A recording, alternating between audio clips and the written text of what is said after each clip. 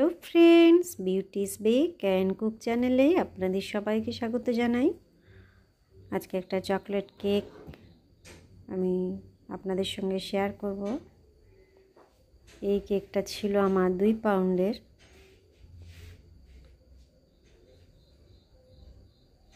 আমি প্রথমে কেক স্পঞ্জটা 3টে লেয়ারে কেটে নেব। তার আগে উপরের যে শক্ত পার্টটা থাকে সেটা আমি কেটে বাদ দিয়ে দিচ্ছি। সে যে কেকই হোক না কেন, ভ্যানিলা হলেও আমি উপরের অংশটা বাদ দিয়ে দিই। আমি এবারে 3টে লেয়ার এটা কেটে নিচ্ছি সমানভাবে।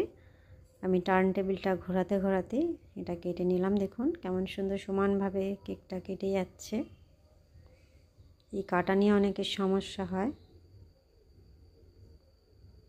আমি প্রথমে কিছুটা চকলেট গানাশ দিয়ে দিচ্ছি কেকের উপরে।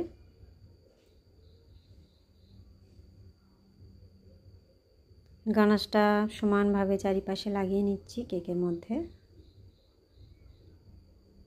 আমি এখানে কোনো সুগার সিরাপ বা প্লেন জল কোনোটাই ব্যবহার করিনি।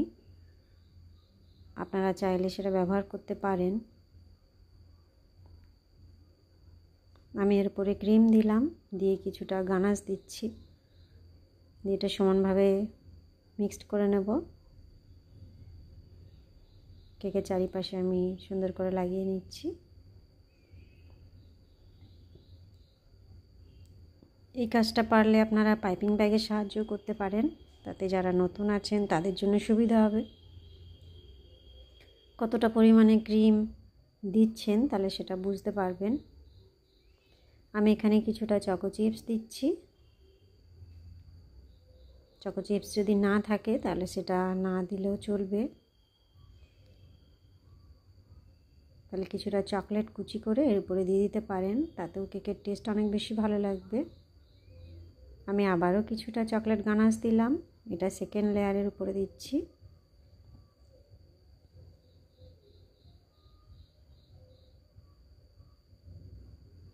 সমানভাবে চারিপাশে এটা লাগিয়ে নিলাম।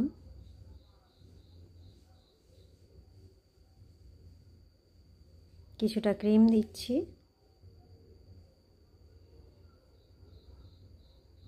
এরপর কিছুটা গানাশ দিচ্ছি।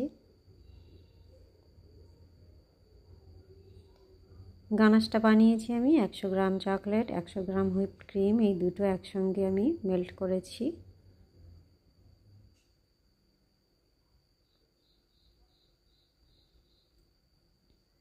সমানভাবে এই ক্রিমটাও আমি চারিপাশে স্প্রেড করে দিলাম।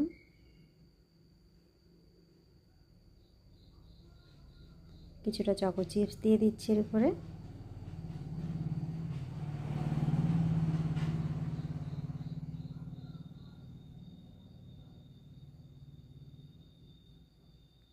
এরপরে 3 নম্বর লেয়ারটা দিয়ে দিলাম, দিয়ে আমি এটা প্রথমে ক্রাম কোটিং করছি। এটা করে আমি 10 মিনিট ফ্রিজে রাখবো, তারপর ফাইনাল লেয়ার দেব। প্রতিটা কেকের ক্ষেত্রে, সেটা চকলেট কেক হোক বা না হোক, ক্রাম কোট করে সেটা 10 মিনিট ফ্রিজে রেখে তারপর ফাইনাল লেয়ারটা দেবেন। এতে কি হয়, কেকের যে গুঁড়াগুলো পড়ে থাকে বা কেকের গায়ে লেগে থাকে সেগুলো ডাইরেক্ট লেয়ারিং করার সময় উপর দিকে উঠে আসতে পারে। তাতে কি হয়, ফিনিশিংটা খারাপ হয়ে যায়, দেখতে ভালো লাগে না। আমি এখানে 10 মিনিট ফ্রিজে রেখেছিলাম, সেটা বার করে এবার ফাইনাল লেয়ারটা দিচ্ছি। এর উপরে আমি পিঙ্ক কালার ক্রিম দিচ্ছি। আমি ক্রিমে 3-4 ড্রপ পিঙ্ক কালার মিক্সড করেছি, করে আমি এটাকে ফাইনাল লেয়ার দিচ্ছি। হয়তো অনেক সময় কেক দেখে মনে হতে পারে বলল 2 পাউন্ড, কিন্তু দেখা যাচ্ছে 1 পাউন্ড।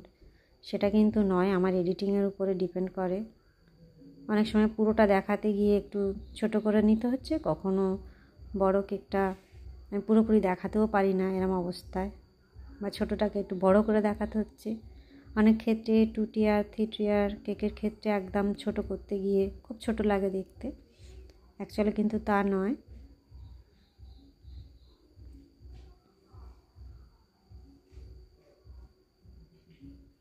আমি কীভাবে ফিনিশিংটা দিচ্ছি দেখুন।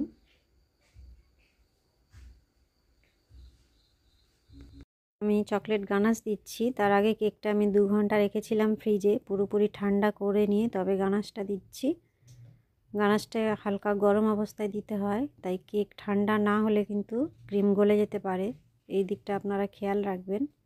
আমি শুধু উপরের পাটেই চকলেট গানাশটা দিলাম আর সাইডে ড্রিপিং দিচ্ছি।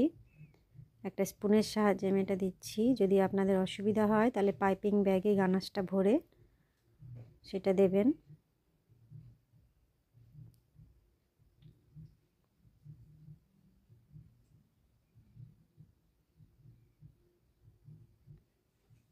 এবার আমি একটা 1M নজেল নিয়েছি আর ক্রিমে পিঙ্ক কালার মিক্সড করেছি, সেটা দিয়েই আমি ফুলগুলো বানাচ্ছি। দেখুন কিভাবে ফুলটা আমি বানাচ্ছি, খুবই ইজি, 2-1 বার প্র্যাকটিস করলেই এসে যাবে।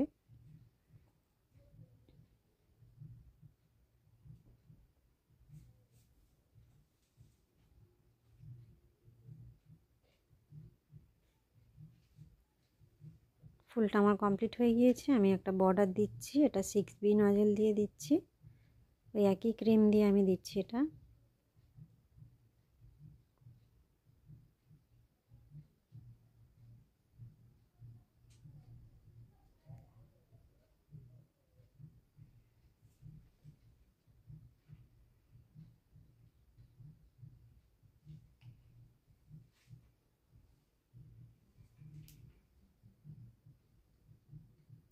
ফুলের পাশেও একইভাবে ডিজাইন করছি।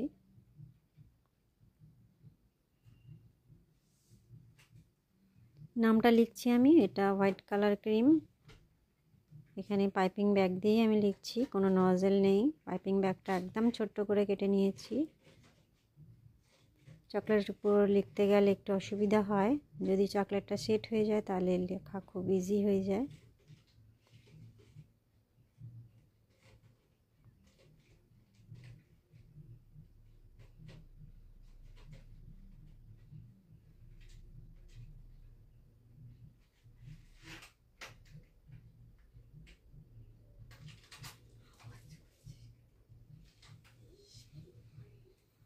দেখুন কত সুন্দর করে লেখাটা হলো, একটু টাইম লাগে।